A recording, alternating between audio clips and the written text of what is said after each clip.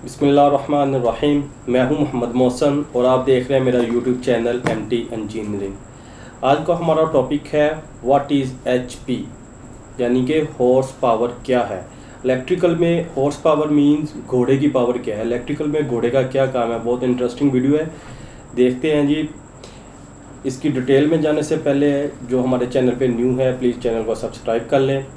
एक स्कॉटलैंड के साइंटिस्ट है जेम्स वाट, जिन्होंने 1764 में एक स्टीम इंजन ईजाद किया।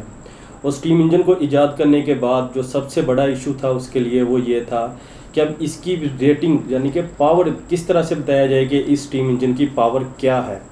उस वक़्त उसके ज़हन में एक आइडिया आया कि उसने एक 75 kg वेट को पत्थर को एक पुली की मदद से एक घोड़े के साथ बांध दिया। तो उसने देखा कि उस घोड़े ने उस 75 kg वेट को 1 मीटर तक 1 सेकंड में लिफ्ट कर दिया। तो उसके बाद उसने उस घोड़े की जगह के ऊपर स्टीम इंजन को लगाया और सेम वेट 75 kg को पुली की मदद से स्टीम इंजन के साथ बांध दिया। तो उसने देखा कि उस स्टीम इंजन ने भी सेम 75 kg वेट को 1 मीटर तक 1 सेकंड में लिफ्ट कर दिया, जिससे उसने कहा कि इस स्टीम इंजन की जो पावर है एक घोड़े के बराबर है, यानी कि 1 HP के बराबर है। तो अब सेकंड इसमें देख लेते हैं कि 1 HP किस तरह से 746 वाट के इक्वल होता है। तो हम जो सिस्टम इंटरनेशनल यूनिट हमारे पास है उसमें हम दो तरह के मेथड को फॉलो करते हैं। फर्स्ट है हमारे पास इम्पीरियल और सेकंड है हमारे पास मैट्रिक।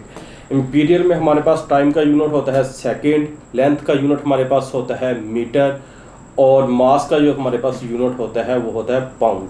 और 1 पाउंड में हमारे पास 743 ग्राम होते हैं। और मैट्रिक जो सिस्टम होता है उसमें टाइम का यूनिट सेम सेकंड, लेंथ का यूनिट हमारे पास मीटर और मास का जो यूनिट है वो किलोग्राम होता है, यानी कि 1 किलोग्राम में 1000 ग्राम। तो अब इसको ड्राइव कर लेते हैं यहाँ पे कि ये 1 HP 746 वाट के इक्वल किस तरह से है। तो हमारे पास जो पावर का फिजिक्स में जो पावर का फार्मूला होता है वो होता है work done over T. Work done हमारे पास होता है force dot displacement over T. और अगर मैं इसमें ये फार्मूला पुट करूँ power is equal to work done over T, तो हमारे पास अगर मैं यहाँ पे फोर्स F जो हमारे पास है ये है वेट इन न्यूटन। तो हमारे पास 1 kg में 1 kg के अंदर जो न्यूटन होता है वो होता है 99.8 अप्रोक्सीमेटली 10। तो अब मैं इसमें वर्क डन की जगह पे फोर्स F हमारे पास जो आया है वो आया 746 multiply by 10 is equal to 7।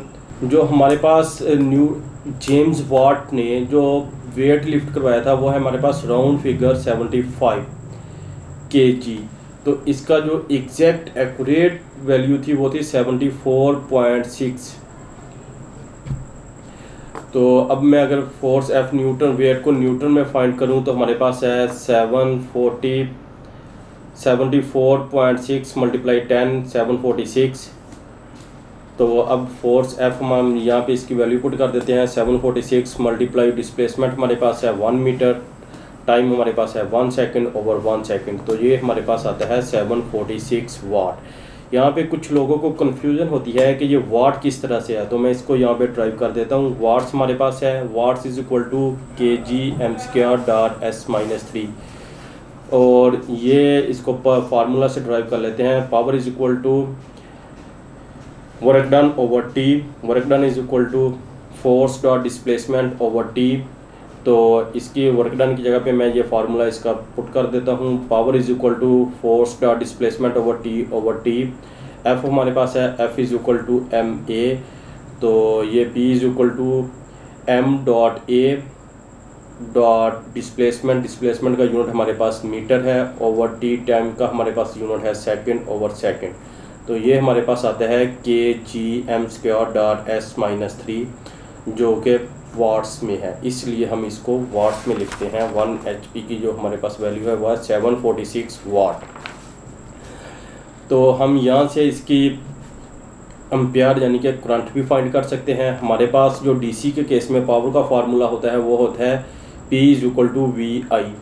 और सिंगल फेज में हमारे पास पावर का फार्मूला होता है VI into cos theta. Cos theta हमारे पास पावर फैक्टर है, और 3 फेज में हमारे पास जो पावर का फार्मूला होता है वो होता है √3 VI डॉट कोस थीटा। तो मैं सिंगल फेज से इसकी वैल्यू फॉर करंट फाइंड कर लेता हूँ। यहाँ पे power is equal to VI cos theta. अगर मैं अजूम करूँ कि हमारे पास कोस थीटा 1 है, तो जो हमारे पास पावर है वो है 746 इज इक्वल टू वोल्टेज हमारे पास 220 है, multiply current multiply cos theta is equal to 1। I is equal to 746 over 220। तो करंट जो हमारे पास है इसमें वो है 3.39 एम्पियर। ये थी आज की वीडियो HP हॉर्स पावर से रिलेटेड। मुझे उम्मीद नहीं है, इंशाल्लाह यकीन है कि आपको HP से रिलेटेड तमाम डिटेल्स यहाँ पे कंफर्म होगी। उम्मीद है कि अब इंशाल्लाह आप HP को अच्छे तरीके से अंडरस्टैंड कर सकते हैं कि इलेक्ट्रिकल में HP क्या है। और यहाँ पे लास्ट ही मैं बता दूँ आपको कि यहाँ पे जो HP है ये किसी भी मोटर और इंजन की रेटिंग होती है। अगर किसी मोटर या इंजन को डिफ़ाइन करना होता है इसकी वैल्यू को, तो हम आम जनरल लैंग्वेज में ये कहते हैं ये मोटर इतने HP की है, ये इंजन इतने HP का है, 5, 10, 15 HP का है। इस तरह से इसकी रेटिंग होती है। ये थी आज की वीडियो HP से रिलेटेड। उम्मीद है कि आपको वीडियो अच्छी लगी होगी। अगर वीडियो अच्छी लगी हो तो प्लीज़ इसको शेयर कीजिए, लाइक कीजिए, कमेंट्स कीजिए। Thank you. अल्लाह हाफिज़।